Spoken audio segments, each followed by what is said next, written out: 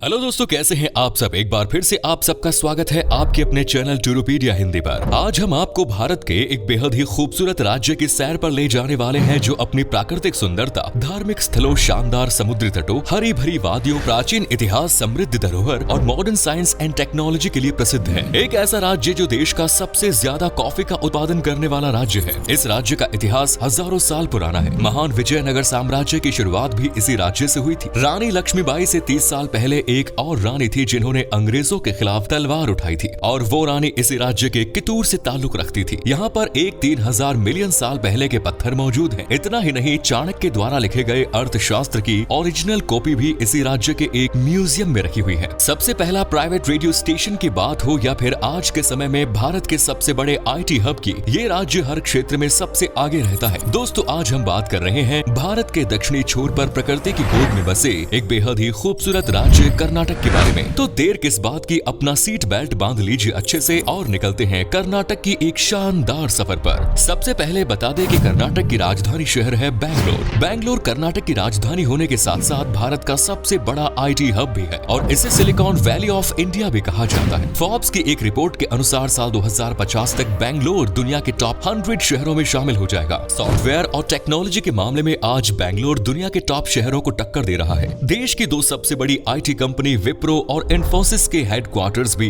बैंगलोर में ही स्थित है। साथ ही भारत की स्पेस एजेंसी इसरो का हेडक्वार्टर भी यहीं स्थित है। कर्नाटक की गिनती हमेशा से ही भारत के सबसे प्रमुख राज्यों में की जाती रही है। कर्नाटक भारत का छठा सबसे बड़ा राज्य है और आबादी के लिहाज से ये 8वें स्थान पर आता है। आज राज्य की जनसंख्या 6.6 करोड़ के आसपास है, और इस राज्य में 84% हिंदू, 12% मुसलमान सहित ईसाई, सिख, जैन और बौद्ध धर्म के लोग भी रहते हैं। कर्नाटक को पहले मैसूर राज्य के नाम से जाना जाता था। आजादी के बाद 1 नवंबर 1956 को मैसूर राज्य की स्थापना की गई थी, और सन 1973 में इसका नाम बदलकर कर्नाटक रखा गया। कर्नाटक का नाम कन्नड़ शब्द कारू और नाडु से लिया गया है, जिसका मतलब होता है काली मिट्टी, यानी कि लैंड ऑफ ब्लैक सॉइल। ये राज्य घूमने के लिहाज से भी एक परफेक्ट जगह है। केवल कर्नाटक में ही 40 से भी ज्यादा वाटरफॉल्स मौजूद हैं। आज कर्नाटक की अर्थव्यवस्था में एग्रीकल्चर का योगदान सिर्फ 12% रह गया है। इंडस्ट्रियल सेक्टर का GDP में 22% का योगदान है, वहीं सबसे ज्यादा 66% का योगदान सर्विस सेक्टर का है। कर्नाटक राज्य भारत की अर्थव्यवस्था को मजबूती प्रदान करने में काफी आगे है। इस साल राज्य की GDP $243 बिलियन रहने की बात कही जा रही है, और पर कैपिटा इनकम के मामले में भी कर्नाटक राज्य भारत के अन्य राज्यों की तुलना में काफी आगे नजर आता है।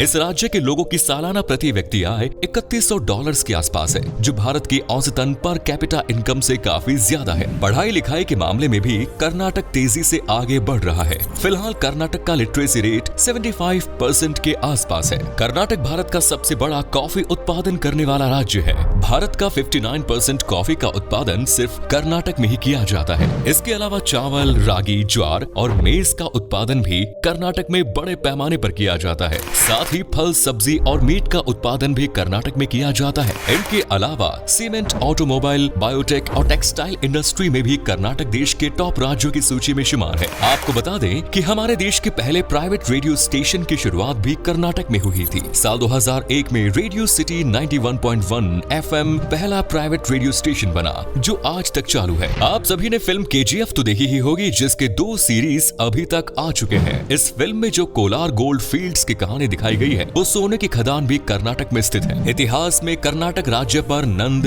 मौर्य, कदम्ब, बादामी, चालुक्य और गंगा जैसे राजवंशों द्वारा शासन किया गया है। कर्नाटक राज्य की जब भी बात आती है तो हैदर अली और टीपू सुल्तान का जरूर याद किया जाता है। इन्होंने 4 एंग्लो मैसूर युद्ध किए, लेकिन अंतिम युद्ध में टीपू सुल्तान मारे गए थे। कहा जाता है कि टीपू सुल्तान और हैदर अली ने पहली बार सन 1780 में तोप का निर्माण किया था। अंग्रेजों के विरुद्ध क्रांति की शुरुआत में वैसे तो सन 1857 के विद्रोह से मानी जाती है, लेकिन कित्तूर की रानी चेन्नम्मा ने सन 1824 में ही अंग्रेजों की हुकूमत के खिलाफ जंग का ऐलान कर दिया था। कर्नाटक में वैसे तो सबसे ज्यादा कन्नड़ भाषा का ही प्रयोग किया जाता है, लेकिन इसके अलावा हिंदी, इंग्लिश, मराठी, तमिल, तेलुगु, मलयालम सहित कई अन्य भाषाएं भी लोग आम बोलचाल के दौरान इस्तेमाल करते हैं। समय के चलते आज संस्कृत भाषा सिर्फ पुराणों और वेदों तक ही सीमित कर रह गई है। युवा पीढ़ी को भी संस्कृत भाषा में ज्यादा दिलचस्पी नहीं रही है, लेकिन कर्नाटक में मत्तूर नाम की एक जगह है जहां आज भी हर कोई संस्कृत भाषा में ही बात करता है। रोजमर्रा की जिंदगी में संस्कृत भाषा में बात करते लोगों को देखकर ऐसा लगता है मानो किसी प्राचीन समय की दुनिया दुनिया में आ गए हों। कला, साहित्य और संगीत के जगत में भी कर्नाटक का अहम योगदान रहा है।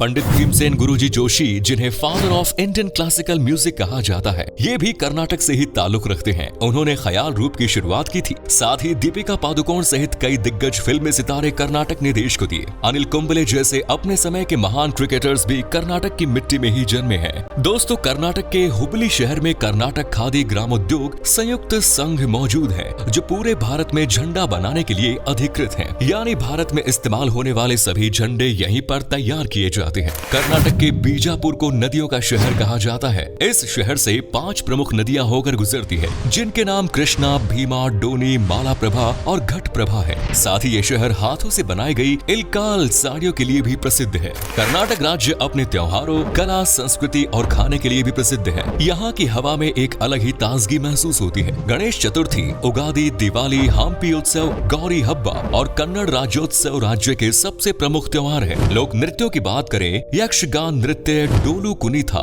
नृत्य और नागमंडला नृत्य कर्नाटक की शान माने जाते हैं। वहीं अगर खान पान की बात करें तो नीर डोसा को कर्नाटक की पारंपरिक डिश माना जाता है। इसके अलावा कोरी गासी, केन रवा फ्राई, उडुपी सांभर, मैसूर बोंडा, गोजू का स्वाद आप कर्नाटक जाकर एक बार जरूर लें। अब हम आपको कर्नाटक के प्रमुख शहरों और उन जगहों के बारे में बताते हैं जहां आप घूमने जा सकते हैं। बैंगलोर कर्नाटक की राजधानी होने के साथ साथ सबसे बड़ा शहर भी है। यहाँ पर आप कई ऐतिहासिक इमारत और मंदिर देखने के लिए जा सकते हैं। बैंगलोर पैलेस पूरे बैंगलोर शहर की शान माना जाता है। नाइट लाइफ के मामले में भी बैंगलोर का कोई मुकाबला नहीं है। आज पूरे भारत में सबसे ज्यादा पब बैंगलोर शहर में ही बने हुए हैं। बैंगलोर शहर अपनी शॉपिंग डेस्टिनेशंस के लिए भी काफी फेमस है। अगर वाइल्ड लाइफ और नेचर से प्यार है तो बैनरघट्टा नेशनल पार्क जरूर होकर आइए। Visvesvaraya industrial and technological museum में आपको विज्ञान से जुड़ी कई चीजें देखने को मिलेंगी। साथ ही Cubbon park, Kanakapura, Nandi hills, Chunchi falls जैसी कई जगह आप जा सकते हैं। बैंगलोर शहर से चंद घंटे की दूरी पर श्रवण बेलगोला नाम की एक जगह है।